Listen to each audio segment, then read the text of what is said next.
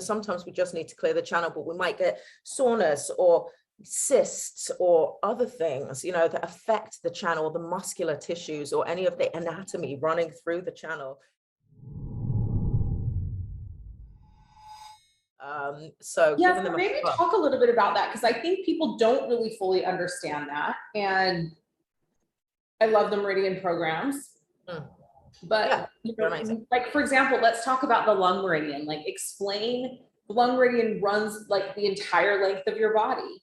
Yeah. Talk about like how that, like where that goes from, and all the different parts of the body that meridian impacts and affects, and how that affects our health. Because I think like people, like even when they go into the lung meridian program, they think like, oh, I'm running this program and it's just going to impact my lungs, right?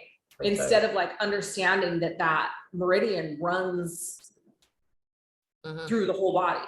Yeah, totally. So, I mean, even from a meridian perspective, you can have what I would call like blockages in the meridian, or stagnation in the meridian system. And the lung runs from the thumb, you know, all the way up to the back of the shoulder and the joint here.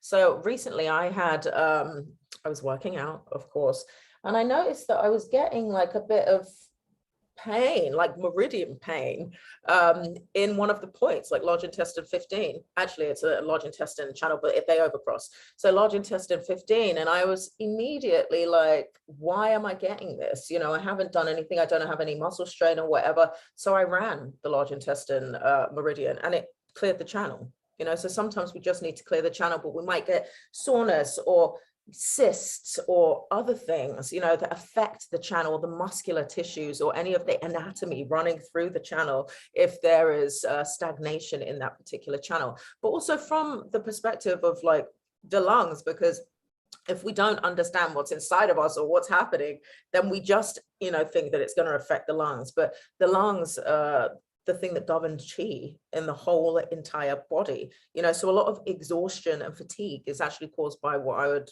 deem a lung chi deficiency. But also in the process of chi transformation, the lungs do so much. They're a huge part of, from a Chinese medicine perspective, our immune system. You know, they are responsible for what we call wei chi, which is a kind of chi that, and obviously we're walking portals of chi, but a kind of chi that kind of lives between the skin and the muscles and protects us from external pathogenic factors and stuff like that. So if you have weak lungs, weak lung chi or weak wei chi, then you're probably getting coughs and colds all the time, flus all the time, you know, those kind of little petty illnesses caused by external pathogens because of kind of a weakness in this ball of chi, shall we say. So, and the lungs have a lot to do with the production of blood, you know, and stuff like that. So there's lots of things that can happen in the body if this meridian is totally out of whack. But just knowing, you know, I really implore you guys to, like, I mean, Google does have its benefits, people, like go and find meridian maps on Google, you know, just in images or whatever, and on Pinterest.